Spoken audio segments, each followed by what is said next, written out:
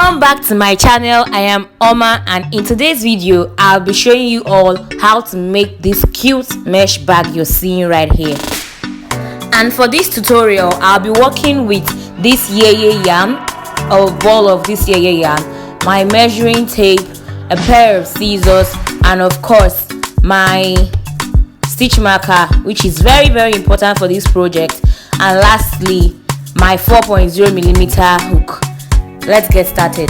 So right now I'm just going to make a slip knot and start chaining up. So for this tutorial I chained up as long as 20 chains, which is actually 5 inches.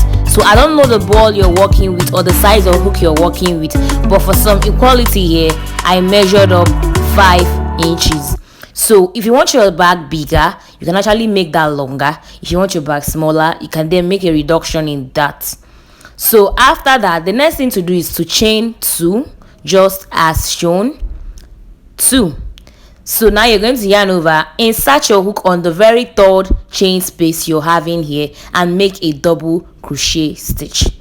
So automatically we have 2 double crochets in that one chain. So you move to the next chain space right beside that.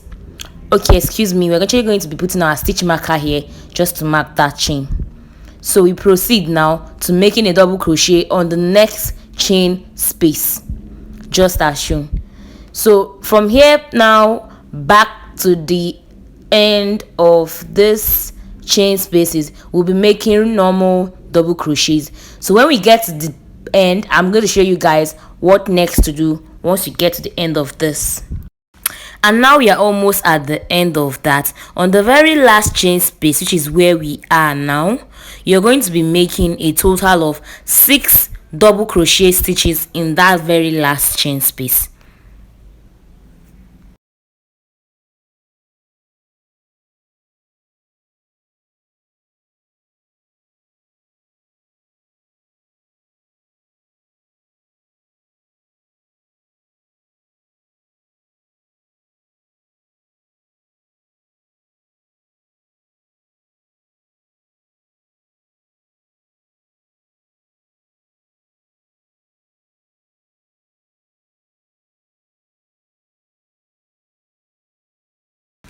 After making these 6 double crochets in that last chain, you're going to start making normal double crochets all along this part, single double crochets in each chain space down to the end of the row.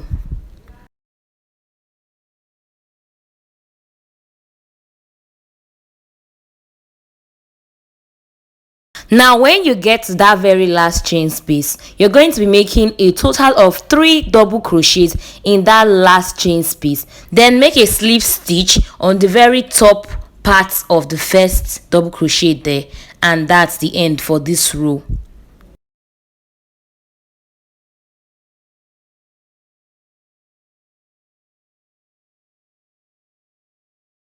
Now as you can see, we have successfully made this base, the base of this mesh bag.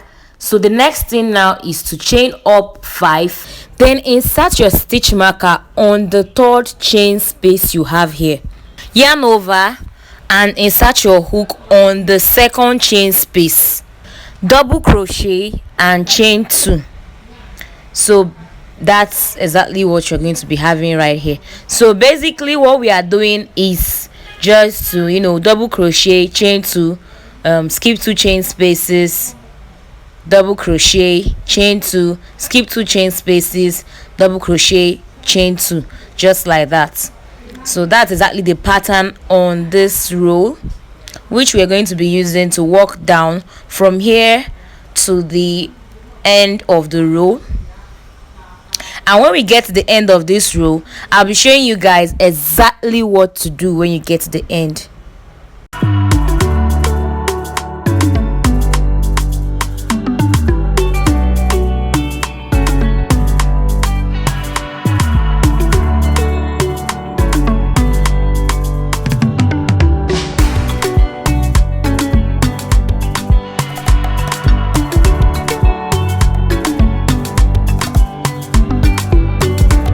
So even when you get to the edge of this bag, you're still going to be making the same skip 2 chain spaces, double crochet, chain 2, just like that. So if you watch well, you will see that we've actually formed a curve here, which is for the base, and from here is where we'll be building up this mini bag from. So keep making the same pattern till you get to the end of the row.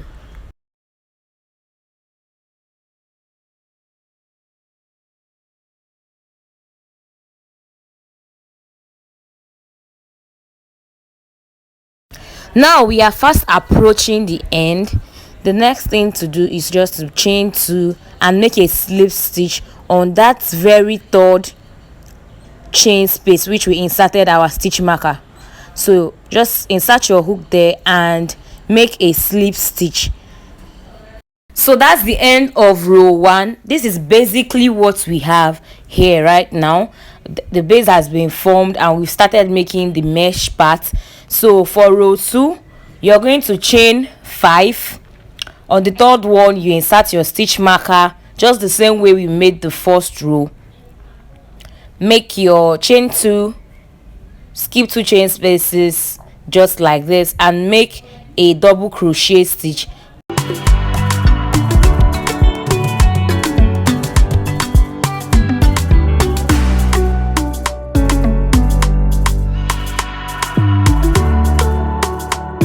So just keep repeating the pattern. When you get to the end of the row, you slip stitch and chain 5 again, just like that. I'll meet you guys when I've gotten to my desired length.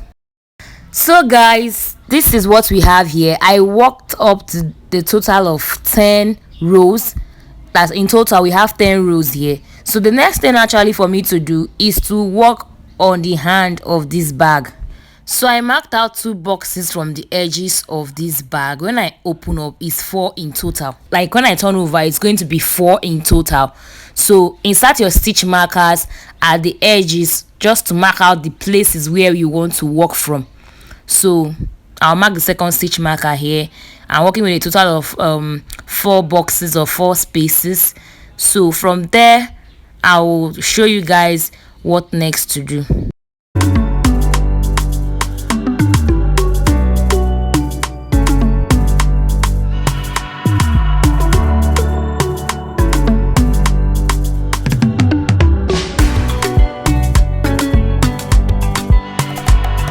Right now, the next thing for me to do is to actually make slip stitches. I'm going to be slip stitching from here to this particular point where I marked that stitch marker, so that from there I'll be building up the hand of this bag. So I just have to make these slip stitches so I can begin from that particular point.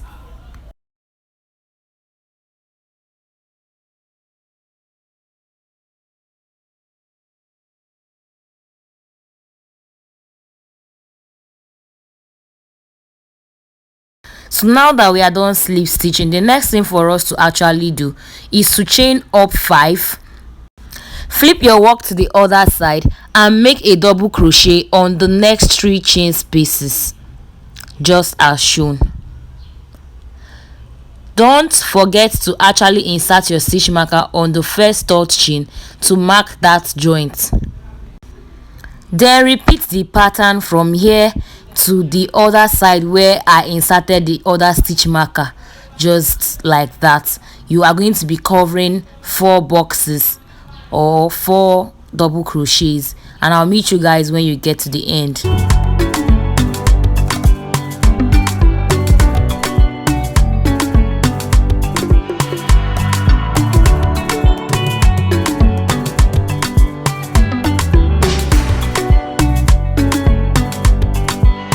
So guys, we've actually come to the end of row 1, and this is what we have here for the hand.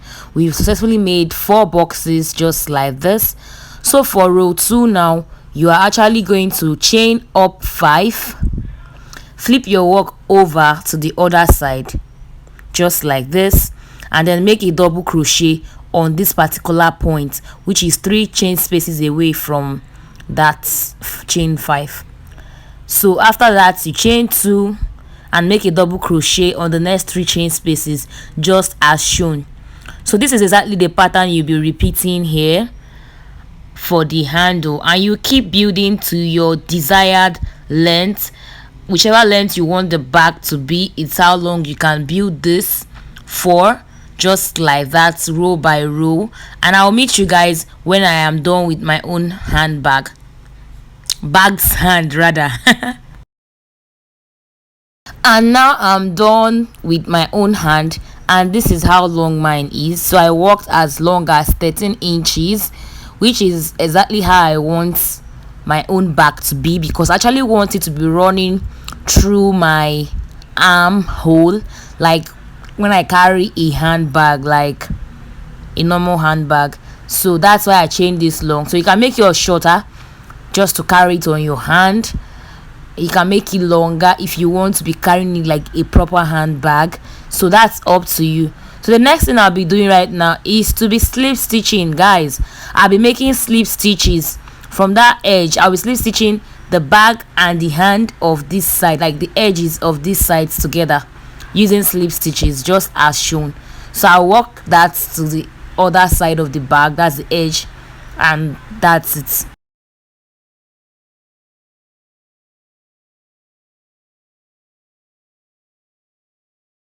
And now that I'm done making those slip stitches and joining the hand and the bag together, I will just cut off the strands, knot it together, and make sure that I seal the ends or snap that off with my scissors.